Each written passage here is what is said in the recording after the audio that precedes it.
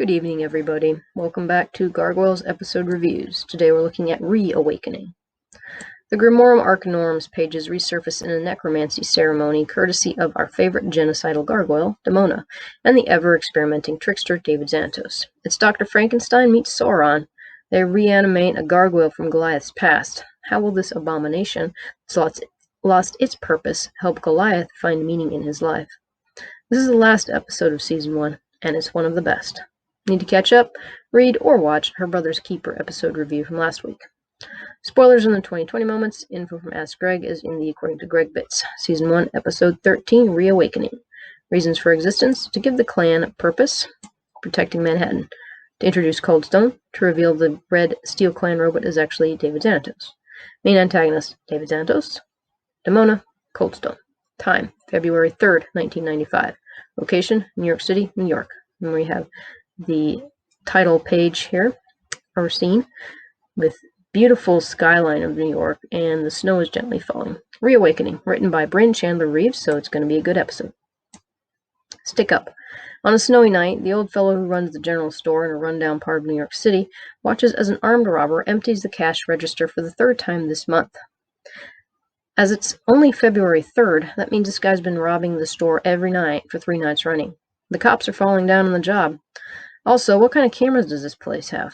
Not to mention the lack of baseball bat behind the counter. Heck, even a broom would be better than nothing. I've seen enough CCTV footage of Indian gas station owners using brooms to chase off thieves. I've seen Middle Eastern ones use scimitars. Flashback, 994 AD. Demona is trying to convince Goliath the whole clan should go after the Vikings. Magus pops up to be obnoxious, demanding the Gargs do something.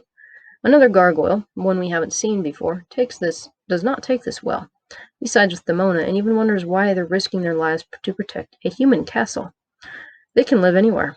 Hudson arrives to answer. A gargoyle can no more stop protecting the castle than breathing the air. There's Magus poking an unimpressed Goliath in the chest. The Gargs really should have done more along the way to instill respect for gargoyle kind in the humans, like backhanding chest pokers. Protect and serve. Back in the present, the trio is about to go see a movie. Hudson bows out, mainly because it's cold out. He cites the motto about protecting the castle and breathing the air. Lex makes a good point. They don't live in a castle anymore. Now, later they react, and they might react right here, I can't remember, to Hudson's statement as if they hear it every single night. But this is the first time we've heard it. He doesn't even say it back in Enter Macbeth when they're leaving the castle. Goliath watches the exchange, brooding. He'd make a good Batman, given his brooding skills. He's wondering what on earth they do protect. What do they do exactly with their new lives? Elisa arrives. She's dressed for winter, all bundled up in a scarf and gloves. At least Xanatos had gloves and a trench coat. I've been in a lot of snow during my lifetime, and I can attest that you're going to need more than a scarf to keep you warm in New York during winter. Hudson's sitting there watching TV. Do you ever get off your tail, Hudson? Guarding the TV is important. Yeah, he did get off his tail and long way till morning, but not very often. She notes Goliath's mood, but he hedges. She has to go to work.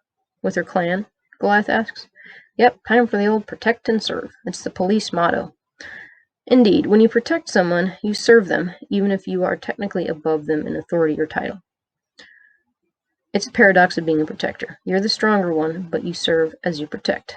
Yes, which is why you should not abuse your power. You should not serve the crap out of people, as the saying goes. You should not terrorize people or use your power for your own benefit. Goliath wants to come along on patrol. A ride along. Side note, Goliath says the cold does not bother the gargoyles. I guess they're like chickadees? Convenient. Welcome to my lab. Enough about the heroes. Time for the interesting part, the antagonists. Here we get a picture of, well, you just gotta see it. Typical day at the Erie building. Lights flash in one of Castle Wyvern's towers. Inside, Xanatos and Demona are in the middle of a movie, Dr. Frankenstein's lab. Electricity arcs between Van de Graaff generators that are crossed with Tesla coils, looking at them, which occupy the ceiling. On the left wall, we have Demona's spell equipment. On the right wall, we have a massive machine with switches and lights. It looks like Xanatos got it at a NASA surplus auction from 1962. But what we really care about is on a table in the center of the room. It's a body under a sheet. What could it be? Xanatos is adjusting the machine's settings. If this works, it'll be a miracle, he says. He's totally skeptical. If he's so doubtful about the project, why is he involved? This isn't a cheap endeavor. It's also not a weekend project either. And there he is, pushing some buttons. What I like is that he's obviously familiar with the machine. He's not using minions to do his job. It's all him. I respect people who know their work. Demona cuts back, saying the Pack and the Steel Clan haven't worked. And there's Demona putting things into a cauldron, and there's some pink smoke or vapor coming up. Very nice lighting. I really like the animation in this episode. Sugar and spice and everything crazy is the caption. Well, neither have her stolen spells, Xanatos says. You know, the ones she stole from the Grimorum, which belonged to him. Well, still belongs to him, I should say, since it's been stolen again from him. There he is, looking pretty darn casual while talking to someone who, the last time he interacted with, swore that she wanted to destroy all his kind. She may be homicidal, unstable, and able to tear him to pieces, but he's not taking her digs any more than she's taking his. I love it. Bickering among antagonists is always entertaining. Aside from that, it gives insight into what the antags think of each other. Believe me, Team Villain is usually one insult away from imploding. Antagonists and villains are territorial, solitary creatures. Makes sense. Neither science nor sorcery have defeated Goliath. Perhaps, reasons Demona, a combination will succeed. The thing on the table is a mix of parts from gargoyles, meaning she had the stone chunks of their bodies somehow. Then she turned them to flesh. I'm assuming somehow that they were still left over and that Xanatos collected them. I mean, did he do that on her prompting or what? It just seems a little bit strange. Well, never let an opportunity go to waste, I guess.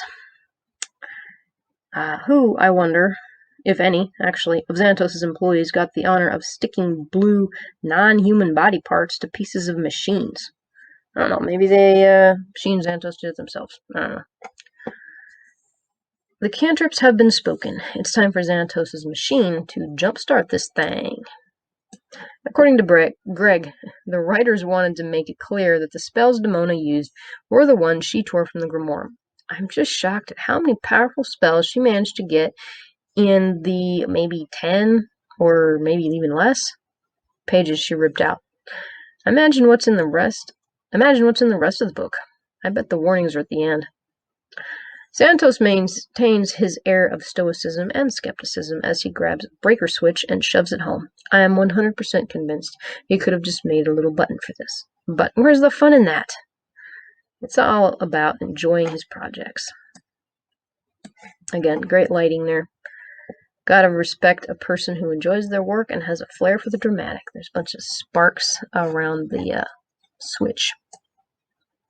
Here he's increasing the power of those pantograph arc things up there. And the caption is, Herbert West would probably think it was a great idea too. And if you don't know who Herbert West is, then you need to bone up on your H.P. Lovecraft lore. Electricity arcs over the body on the table. One of the clawed fingers moves. Oh, I see nothing that could possibly go wrong here. This certainly doesn't look like any horror movie I've ever seen. Again, another phenomenal picture. The thing on the table sits up, ripping the wires off in a cascade of sparks. Xanatos' stoicism is a 180 as he yells, "It's alive! Alive!" He loves his work. He drops from mad scientist eureka moment to amusement. I've always wanted to say that, he says. Leave it to a trickster to choose now to goof off. It's probably one of the biggest advances in the field of sorcery and technology fusion, so he has a right to check off a bucket list item. It's a nice detail that adds more depth to his character. He's seen Frankenstein. Apparently enjoyed it. Here we've got a picture of him trying to joke around with Demona. She's not having any of it. And you've got two lamps that are made of skulls with candles on top of them. Nice mood. What other horror movies has he seen?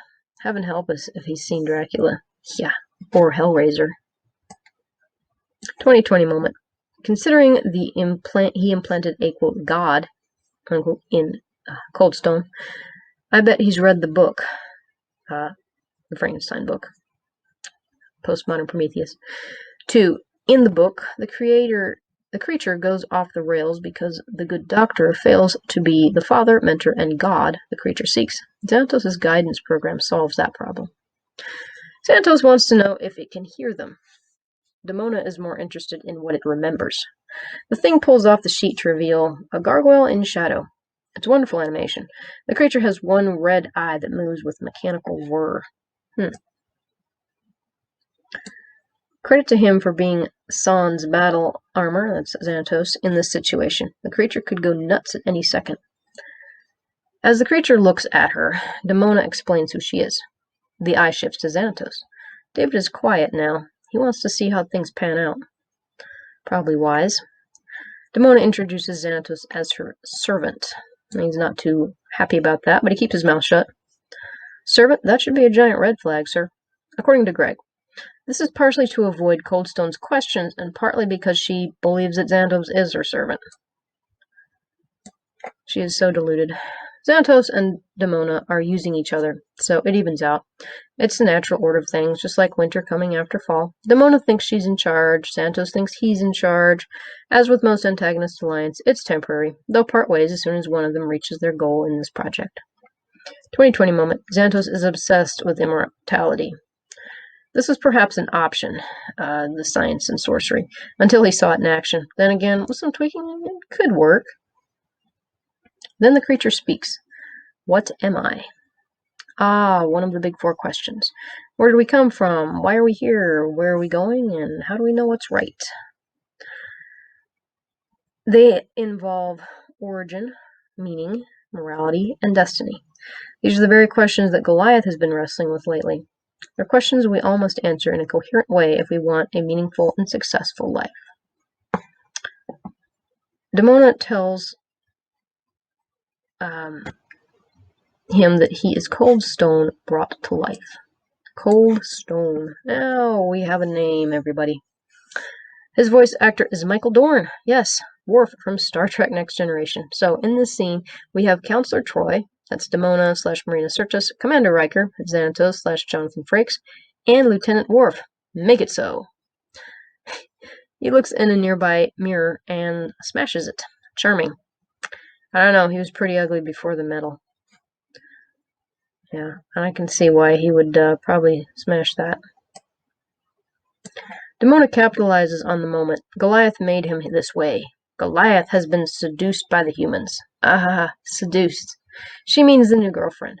If not for Elisa, well, yeah. Demona believes Goliath would be at her side, ready to commit genocide, despite the fact that he's always liked humans. I guess after living for 1,000 years, you tend to have an idealized version of your lover. Well, he might still be on Xanatos' side, maybe, if not for Elisa. Never a dull moment in Times Square. The cops are finally responding to the general store's robbery. When this call hits home for Matt, he knows the old guy. The shopkeeper's been in the area for years. It's important to him to help the community by providing food. The shopkeeper, I mean, not Matt. The other stores won't bother with the area. Guess they're afraid of getting robbed since the cops won't help. Don't they have a specialty? This is a picture of Matt and Elisa. Why do they investigate every single crime? This is a good humanizing moment for Matt. He's truly concerned about the people he helps. Elisa stays outside while Matt investigates. Somehow, she's gotten her hands on a Secret Service type mic and earphone setup. Goliath has one too. She explains the situation. Helping the community is more important to the shopkeeper than hiding in his own castle. Is that a jab at Goliath? Remember, in Awakening, when she was giving him the tour of New York, she remarked that the clan would be good for the city. Did she have something in mind? Old school Bluetooth there. They get a call that something is going down in Times Square. It's a code 3, which is, what, monsters in Times Square? Coldstone is roaring as he tosses cars and tears things up. Cops are all over the place, cordoning it off. You can't see a whole lot since the fire hydrant is spraying. Why hasn't the SWAT team taken him out yet? You can't tell me that many cops in one place didn't start shooting. At this point, it's difficult to say how conscious Coldstone is of his actions. Is he having a psychotic episode? Is this just how he is, unstable and violent, after the revivification? 2020 moment. No mention of the 3 souls in him yet. That's a complication we don't need at the moment. Matt and Elisa march right into the danger zone. Again, where are the other cops? You see it probably behind their cop cars back there. So why are these 2 geniuses standing here with no cover, no nothing, just pointing their stupid little 9mm at him? Why do they have to play David versus Coldstone's Goliath? Thanks for the backup, police clan. It doesn't go well. You don't say. Turns out, Coldstone can throw cars. Goliath can't. Roll for dodge as they run away. The police do manage to get a spotlight on Coldstone. Now we see why he's so strong. He's half robot. You know, even that is a little bit sketchy because if you're half robot, okay, the one half is going to be fine, the robot bit, but the fleshy bit might just get crushed under all that weight unless there's reinforcement on the inside, like with the bones or something, like, you know, Wolverine from X-Men. But I don't know. Anyhow. Side note, Xanatos Enterprises must be making a fortune on cybernetic implants for people with mobility and other physical challenges. Because remember, he's got all this technology, and that's from his R&D department, and I highly doubt that he's not making money off it. Coldstone, fugly. He really fugly. The cyborg parts look cool, but the overall package is not appealing. He's been pieced together from different gargoyles. That's just not right.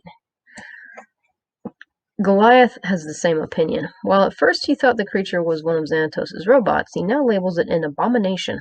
Don't call a creature it can maybe understand what you're saying, an abomination. For wanting acceptance from the humans so badly, Goliath gives little acceptance to this creature, who's obviously a gargoyle. I suppose he does look a bit too much like the Steel Clan. Coldstone fires his laser at Goliath by reflex. He's as shocked as anyone to see a bracer laser deploy. Haha, don't you hate it when that happens? He's looking shocked at that thing. Halftime. Anytime we have a monster, I am happy. This is an impressive one, too. The Antagonist alliance is intriguing. Xanatos probably signed on because he wanted to see if the reanimation would work. He wanted a gargoyle minion, and he wanted to be part of the reanimation. I'd sign on too. So would you, so stop kidding yourself. He's not after the gargoyle's destruction. When Demona talks about his plans failing, I get the feeling her definition of success is far more violent and lethal than Xanatos's. Also, it's interesting that he knew exactly what she did with the stolen spells. You know, the one, or the whole stolen book for that matter. I'm wondering if he allowed that book to be stolen. I don't know. She probably told him about it afterward. What's going to become of Coldstone? Will he join the clan? Will he be another toy for Xanatos? Will Demona reclaim custody? Or claim custody? Overall, it's a nice build-up to the rest of the episode. What do you think of this ep? Comment here or on the blog. Remember to like, share, subscribe, do all the things. Thank you so much for watching, and we'll catch you in the next one.